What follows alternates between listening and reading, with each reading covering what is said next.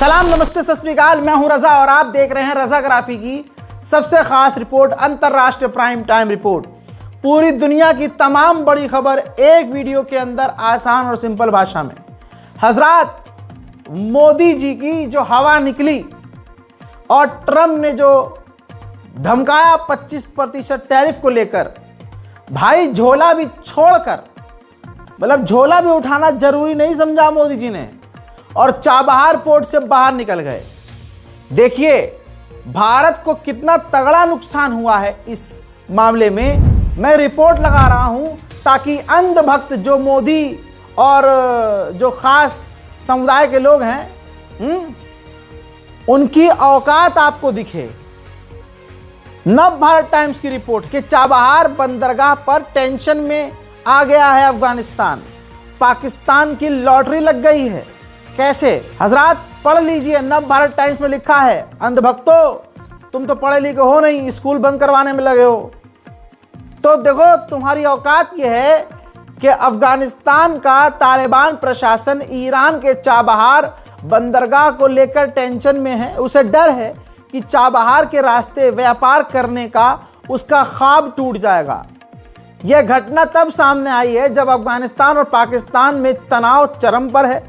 अफगानिस्तान ने पाकिस्तान का रास्ता बंद कर दिया है और व्यापार नहीं करता है पाकिस्तान के रास्ते। ऐसे में चारों ओर से ज़मीनी इलाके में घिरा अफगानिस्तान दूसरे बंदरगाह को ढूंढने में मुश्किल का सामना करना पड़ सकता है उसे। इसका सीधा असर अफगानिस्तान की अर्थव्यवस्था पर पड़ रहा है। अब ये वाला पैराग्राफ पढ़ लीजिए। चाबहार में भारत का इन्वेस्टमेंट फंस गया है। फॉरेन पॉलिसी मैगजीन के अनुसार ट्रम्प प्रशासन ने ईरान के साथ आर्थिक सहयोग करने वाले देशों पर 25% टैरिफ का ऐलान किया है और नतीजों की जांच की है। इस कार्रवाई से चाबहार बंदरगाह में भारत के भविष्य में निवेश पर भाई अंधेरा छा गया है। चाबहार बंदरगाह प्रोजेक्ट के जरिए भारत, ईरान और अफगानिस्तान ये तीनों साथ मिलकर मिडिल ईस्ट यानी मध्य एशिया के तमाम देशों से व्यापार बढ़ाने की, बिजनेस बढ़ाने की कोशिश कर रहे थे। भारत $500 मिलियन इसमें बंदरगाह पर, चाबहार बंदरगाह पर इन्वेस्ट करके सड़क और रेलवे पटरी बिछाने की तैयारी में था और ये इन्वेस्टमेंट हमारा पूरी तरह से खतरे में पड़ गया है। ये वाला पैराग्राफ भी ध्यान से पढ़ लीजिए। इससे पहले अंधभक्तों के पिछवाड़े में हाथ डालकर पलटने का मन कर रहा है मेरा। देखिए, जिसको आप देखिए, इसे कहते हैं कर्मा। जिसको योगी काहे का कहे उन भाई ने, काहे का योगी भाई? जो खुद योगी होके दूसरे धर्मगुरु और योगी का, सनातन के लिए लड़ने वाले का अपमान करे, वो तो आपने देख ही लिया होगा। बाबा के खिलाफ बयान दे रहे हैं। बाबा के सामने बाबा बिठाया जा रहा है। वाह, ये तो होना ही है। लगेगी आग तो आएंगे घर सभी जद में। अब सरकारी बाबा अलग हैं और सनातनी बाबा अलग हैं। सरकारी बाबा सरकार चला रहे हैं और सरकारी बाबा अभी 4 साल पहले कह रहे थे कि ये तालिबान आतंकवादी है, ये तालिबानियों का साथ दे रहे हैं विपक्षी। अब वही तालिबान की सरकार इकलौती इस इलाके में मोदी की दोस्त है। भारत का दोस्त अफगानिस्तान ही है। भाई इधर चले जाओ, बांग्लादेश भारत के खिलाफ, पाकिस्तान भारत के खिलाफ, चाइना दोगला भारत के खिलाफ, तुर्की भारत के खिलाफ, अजरबैजान भारत के खिलाफ, बर्मा यानी म्यांमार भारत के खिलाफ, श्रीलंका मदद हमसे लेता है, गोद में चीन के जाके बैठता है। ये तमाम सच्चाई हैं। तमाम, चाहे गू खाने वाला हो इंसान, चाहे मूत पीने वाला हो, उसको ये अच्छे से पता है कि ये सच्चाई है। लेकिन ये सारी भड़ास, इन हर चीज़ की, मतलब जिस चीज़ की भड़ास आएगी वो भारत मुसलमान और दलितों पर और ईसाइयों पर निकाल रहे हैं। क्योंकि इनका बाप कुछ कर नहीं पा रहा है तो बौखलाहट इनकी गरीबों पर, निहत्तों पर निकलती है। नारेबाजी करता, अरे अब भाई साहब हद ही कर दी तुमने। अपने भगवान को और हिंदुत्व को बदनाम करने वाला कोई और नहीं, आज का ये 2014 के बाद वाला भजपिल्ला हिंदू है, वरना कोई नहीं है। हिंदुओं के साथ हम साथ में रहे, पढ़े लिखे, कभी किसी को किसी से दिक्कत नहीं हुई। आज अगर मुसलमान बाजू से गुजर जाए तो भजपिल्ले हिंदू भड़क जाते हैं, अरे ये तो हमारा देश है, सनातन का देश है, ये मुल्ला जिंदा कैसे चला गया, ओ हो। ये मानसिकता बन चुकी है। अब तो खुला खुला ये बोल भी रहे हैं, मुसलमानों को काटने और पीटने की, जेनोसाइड की बातें कर रहे हैं। लेकिन उत्तर प्रदेश सरकार आपको पता है किसकी है?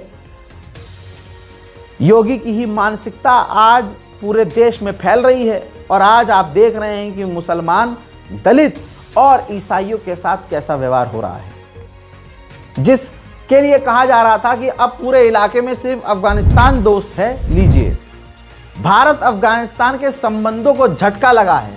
नव भारत टाइम्स में ये पूरी खबर छप चुकी है। आर्थिक विशेषज्ञ मोदब्बर ने कहा है कि चाबहार मार्ग से व्यापार करने वाले देशों पर हाल में ही अमेरिकी प्रतिबंध बहुत आक्रामक और धमकी भरा कदम लग रहा है, जो नैतिक मापदंडों के लिए भी खतरा है। इसलिए इस मार्ग से व्यापार करने वाले किसी भी देश पर नेगेटिव इम्पैक्ट पड़ सकता है। फॉरेन पॉलिसी ने इस बात पर जोर दिया कि चाबहार अभी भी भारत के लिए रणनीतिक तौर से बहुत ज़रूरी है, क्योंकि यह अफगानिस्तान और मिडिल ईस्ट तक पहुंचने के लिए भारत के लिए एक वाहिद अकेला रास्ता है। मैगजीन ने लिखा कि तालिबान शासन के तहत अफगानिस्तान में स्थिरता दिख रही है।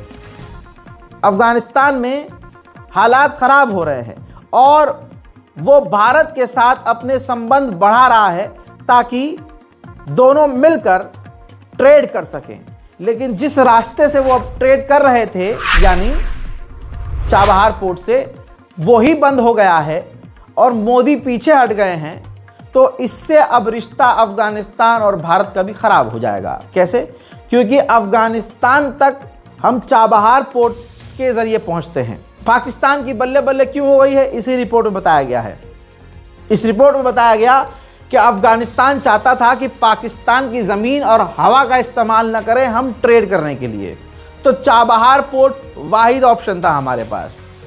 भारत के पास भी चाबहार पोर्ट वाहिद ऑप्शन था अफगानिस्तान सामान भेजने के लिए, बिजनेस करने के लिए और वहाँ से सामान लेने के लिए।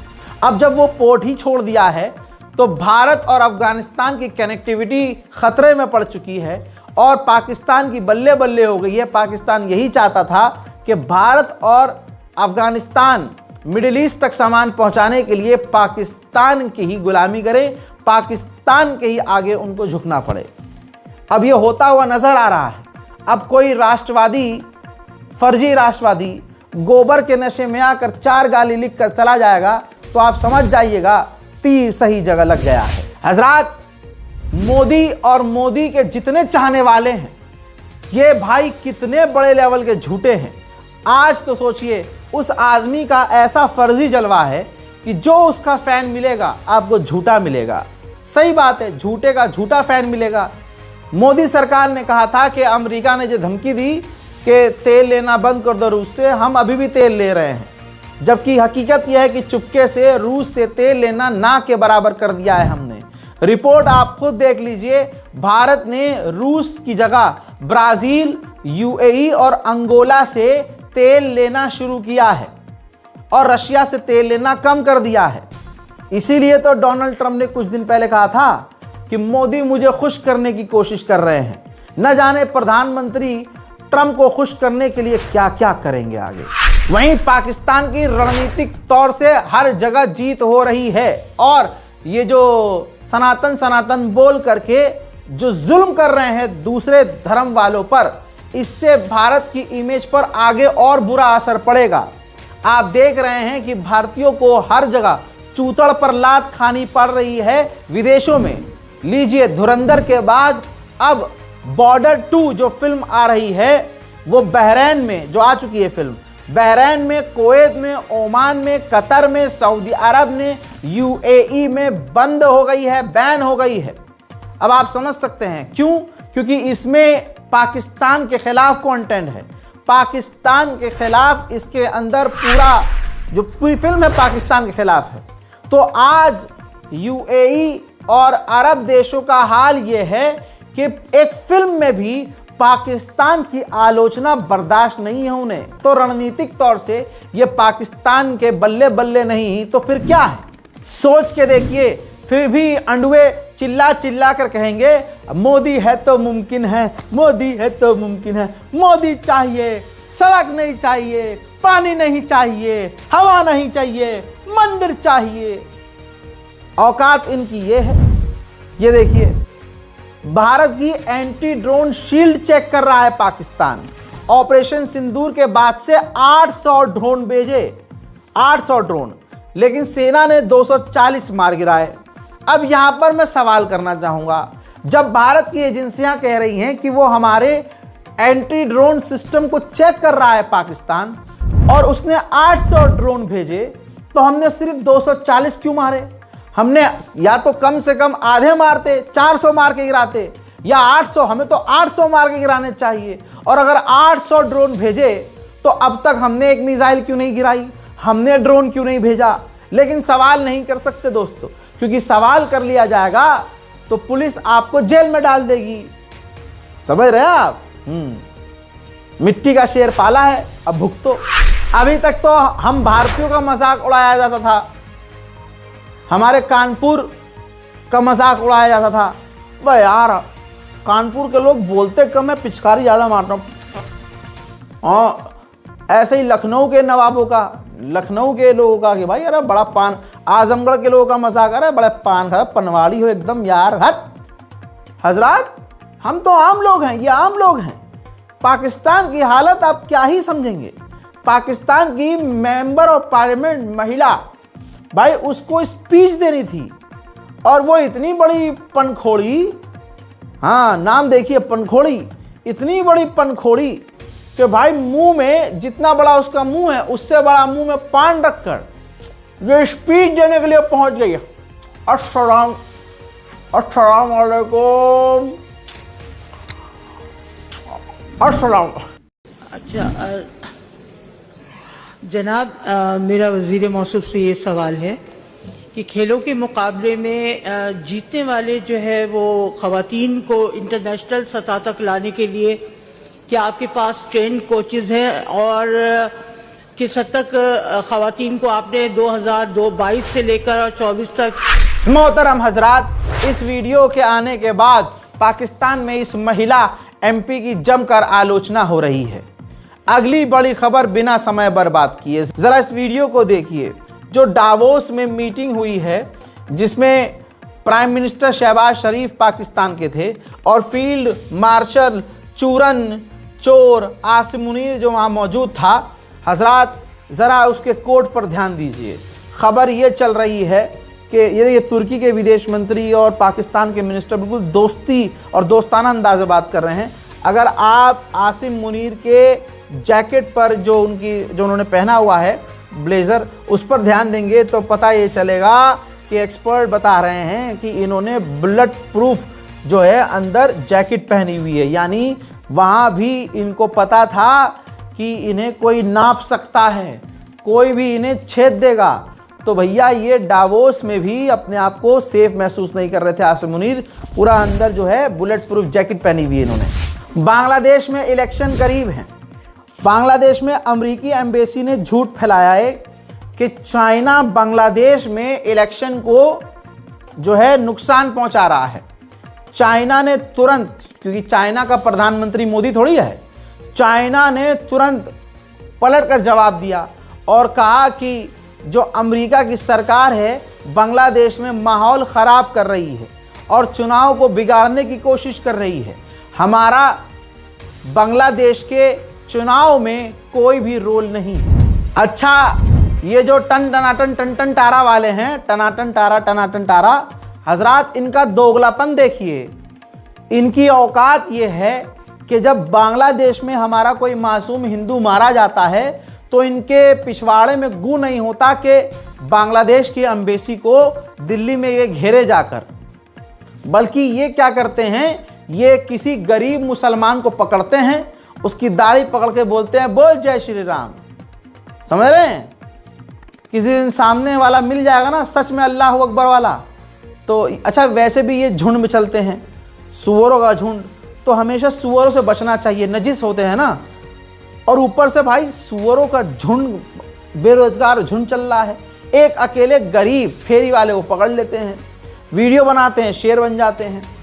अब दोस्तों इनकी औकात ये है कि ये बांग्लादेश के खिलाफ कुछ नहीं कर पा रहे हैं, तो ये उसका बदला भारत के मुसलमानों से लेते हैं। दोगलापन इनका ये कि भारत का मुसलमान इनको बांग्लादेशी लगता है और बांग्लादेश का हिंदू इन्हें भारत का लगता है। आप देख रहे हैं अखंड टुचियापा है इनका ये। हजरात यही नहीं, भारतीय मुसलमानों को कहते हैं ये बांग्लादेश का है, इसे बांग्लादेश भेजो, लेकिन इनका बाप शेख हसीना को भारत में छुपा कर बैठा हुआ है और बांग्लादेश मांग कर रहा है कि भाई 4 बार मांग चुका है कि शेख हसीना को लौटाओ, लेकिन नहीं, शेख हसीना यहाँ भारत में ही रहकर बयानबाजी कर रही है। ये देखिए दोबारा से बयान दिया है दोस्तों। शेख हसीना ने कहा है कि यूनुस हत्यारा है और उन्होंने कई तरह की बातें की हैं, जिसमें उन्होंने कहा है, देखिए दिल्ली के फॉरेन कॉरेस्पोंडेंट क्लब में सेव डेमोक्रेसी इन बांग्लादेश कार्यक्रम में उनका ऑडियो पैगाम सुनाया गया, जिसमें उन्होंने आरोप लगाया कि यूनुस के नेतृत्व में बांग्लादेश अवैध, हिंसक और अराजक दौर से गुजर रहा है। 5 अगस्त 2024 के बाद से लोकतंत्र निर्वासन में चला गया है, खत्म हो चुका है।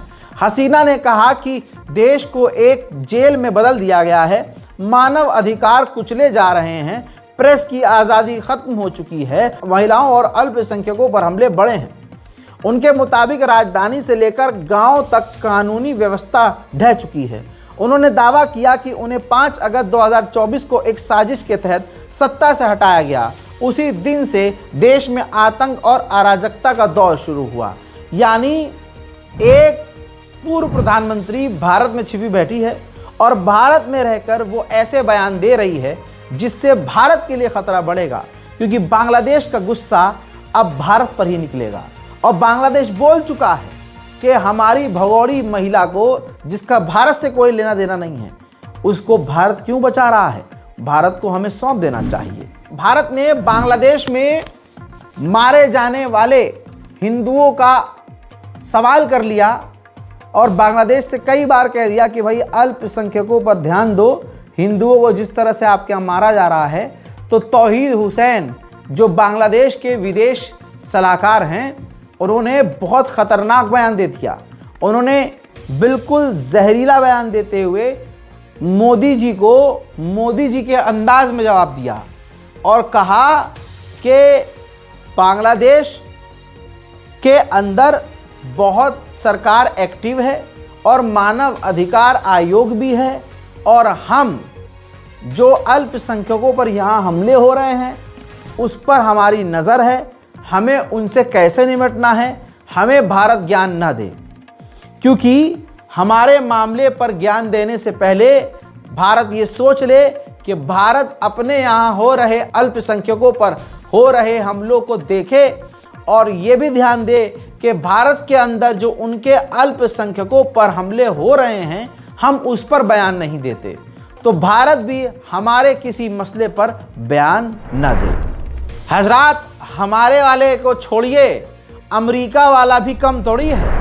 दोस्तों, अमेरिका के राष्ट्रपति ने भी हद कर दी है। रिपोर्ट के मुताबिक ट्रंप ने राष्ट्रपति पद का इस्तेमाल करके फैमिली बिजनेस को बढ़ाया। एक साल में संपत्ति 12,800 करोड़ की बढ़ गई है। भारत में भी डोनाल्ड ट्रंप के 8 प्रोजेक्ट चल रहे हैं, जहां पर भारत का गोदी मीडिया कभी साधु को आतंकी, कभी आतंकी को साधु बताने में व्यस्त है।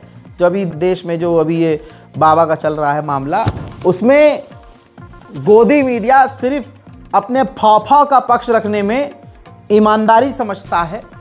जहां पीने का पानी आज साफ नहीं है, गंदा पानी पीने की वजह से 20 से ज़्यादा लोग मर जाते हैं। सवाल पूछने पर हंसता हुआ नेता घंटा बोलकर निकल जाता है। साफ हवा नहीं है, दिल्ली वालों को साफ हवा नहीं मिल रही है। दिल्ली का एक पूरा इलाका पानी में, सड़े हुए पानी में पिछले 6 महीने से डूबा हुआ है। वहां के लोग, वहां के अंधभक्त मोदी मोदी करते हुए कहते हैं कि हम तो विश्व गुरु हैं। अजी काहे का विश्व गुरु? ये रही रिपोर्ट।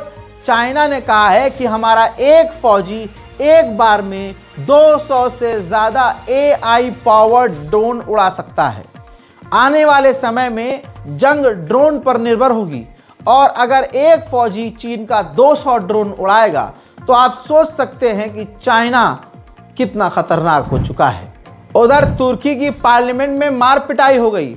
विपक्ष की पार्टी ने एक कॉफिन बनाया और कॉफिन को लाकर पार्लियामेंट के बीच में रख दिया, जिसके बाद सरकार के पक्ष वाला जो ग्रुप है और जो विपक्षी पार्टी है उसके बीच हाथापाई शुरू हो गई। अमेरिका ने अंधा पैसा लगाया।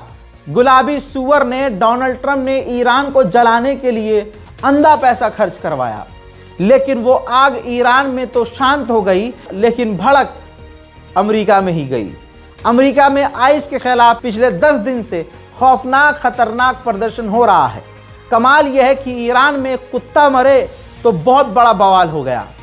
पूरा अमेरिकी और यूरोपियन मीडिया ब्रेकिंग न्यूज़ चलाकर दिखाता है, लेकिन आइस के खिलाफ अमेरिका में ही, मिनेसोटा के इलाके में और न्यूयॉर्क के इलाके में, अमेरिका के लगभग तमाम स्टेट में आइस के यानी ट्रंप की पुलिस के खिलाफ हिंसक प्रदर्शन हो रहे हैं, लेकिन कोई भी इंटरनेशनल मीडिया नहीं दिखा रहा है। तो गोदी मीडिया इंटरनेशनल लेवल की हो चुकी है।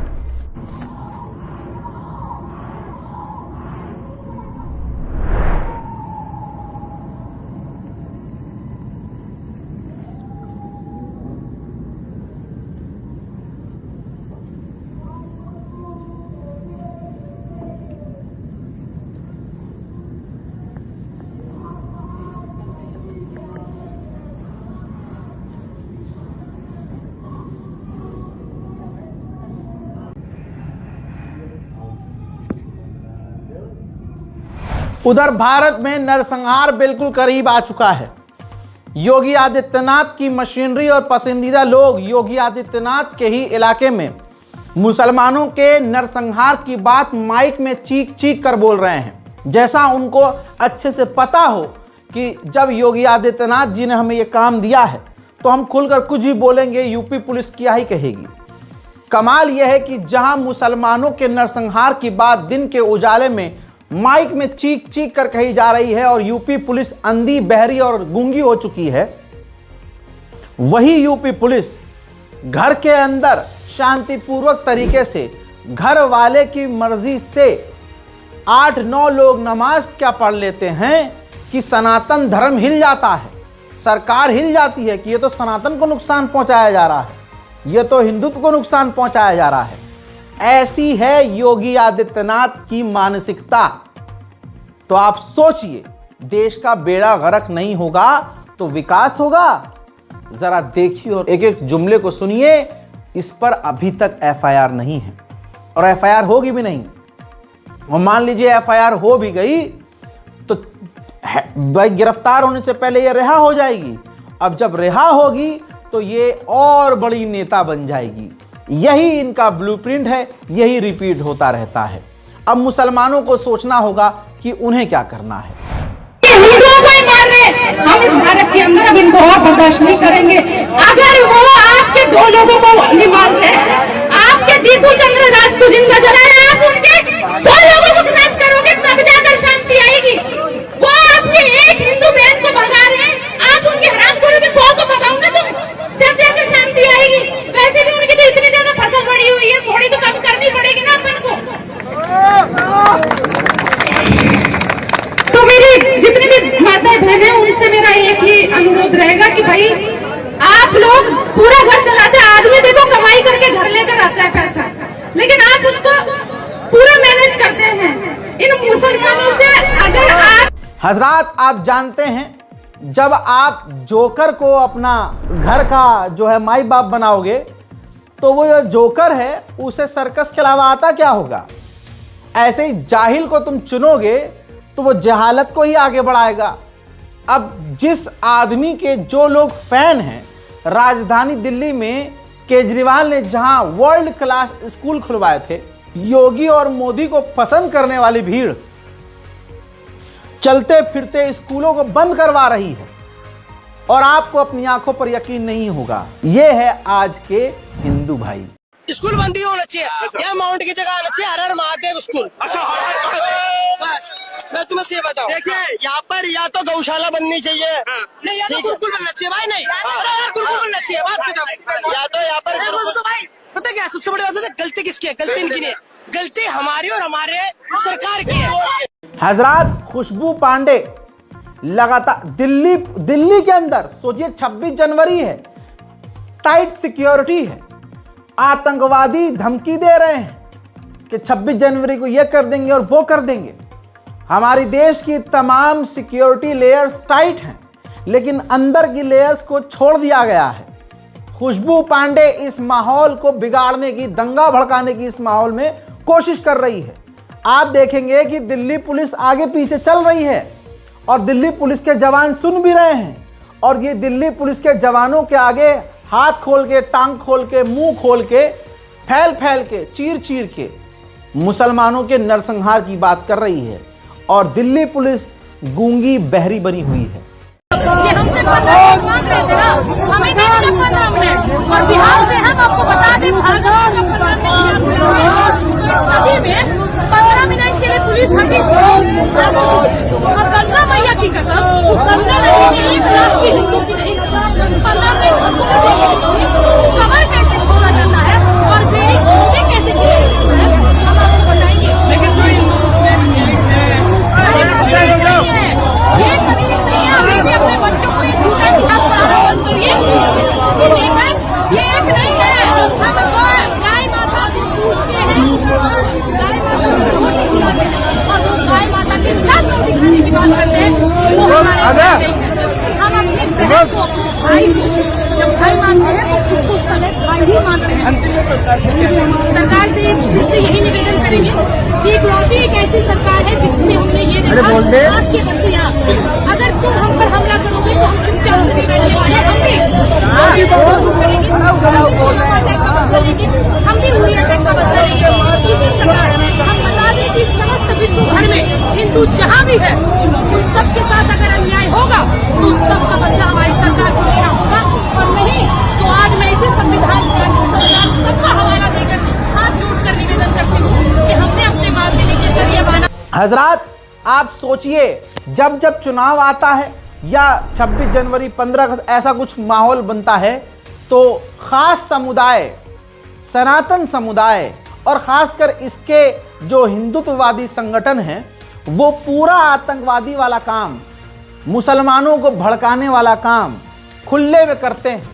और मजाल है UP police, Uttar Pradesh police, शासन प्रशासन इनके खिलाफ कोई कार्रवाई करे। इनको पता है क्या जीत लग रही है? इनको जीत यहां पर लग रही है कि हमने मस्जिद के सामने हिंदुत्व वाला प्रोग्राम कर दिया तो यह बहुत बड़ी हमारी जीत हो गई। हजरात, बौखलाहट इतनी और मुगलों से इतना पिटे हुए हैं, पता नहीं इनके पूर्वजों के साथ मुगलों ने क्या किया, छी छी, कि जब भी ये मस्जिद को देखते हैं तो फौरन इनका नाच निकलना शुरू हो जाता है। हाँ, अरे ये क्या हो रहा है, ओ हमारी अम्मा नाची थी तो हम भी तो नाचेंगे, ऐसा लगता होगा इनको अंदर से। मस्जिद के नाचना शुरू कर देते हैं और फिर प्रशासन के सामने, अधिकारियों के सामने ये गाली गलौज करते हैं। लेकिन यहाँ तिलक लगा हो और माँ बहन की गालियाँ बकी हो, ऑटोमेटिकली फिल्टर हो जाती हैं। जब माँ की गाली बकेंगे तो गाली मुंह से बाहर आते ही जो है कन्वर्ट हो जाएगी, कोई अच्छा शब्द सुनाई देता होगा यूपी पुलिस को। मैं बता देता हूँ, मस्जिद के सामने प्रोग्राम कराने के लिए बहुत बड़ा गांड में कूदा चाहिए जो भाई ने करवाया था, मतलब कि गांड में पूरा कूदा यार। इन मुल्ले को भारत मुक्त मुल्ला चाहिए अब हिंदुस्तान। हजरात, पूरे हिंदुस्तान में मुसलमान पूरी बेगैरती पर है, उसको फर्क ही नहीं पड़ता कि ये लोग क्या रहे हैं। गैरत जगाते तो भाई FIR करते। अगर सारा समुदाय एक हो जाए, मुसलमान एक हो जाए, ये कितने हैं, गिने चुने 25-30 लोग हैं भाई। अगर भारत का मुसलमान संविधान पर भरोसा करके देश के हर इलाके से इन पर FIR मजबूती से करे, पता है प्रशासन FIR नहीं करेगा, पता है अच्छे से, लेकिन अगर मुसलमान चाहे अगर हमारे लीडर, चाहे वो किसी भी पार्टी को हो, लेकिन देश को टूटने से अगर बचाना चाहते हैं, तो अगर वो FIR लिखवाना चाहें, अनशन करो, भूख हड़ताल करो, सवाल करो, कानून के दायरे में रहकर हम तमाम काम कर सकते हैं। भाई ये हमें काटने, पीटने, मारने की बात कर रहे हैं, तुम तो हाथ भी हिलाना नहीं चाहते। तो ये तो वो वाली बात हो गई, तुम हाथ पे हाथ रख के बैठे हो, वो अगला आदमी आके गर्दन उड़ा के चला जाए तुम्हारे। हैं? अभी सुना ना बयान मुसलमानों को मारने की, मुसलमान बोलकर, अरे नाम लेकर मारने की बात की जा रही है, लेकिन पता नहीं नहारी, बिरयानी, इन सब में ही मुसलमान कब तक उलझा रहेगा। बहरहाल अंतर्राष्ट्रीय प्राइम टाइम रिपोर्ट में आज और अभी के लिए इतना ही। चैनल को सब्सक्राइब जरूर कीजिएगा, इस वीडियो को शेयर जरूर कीजिएगा। जय हिंद।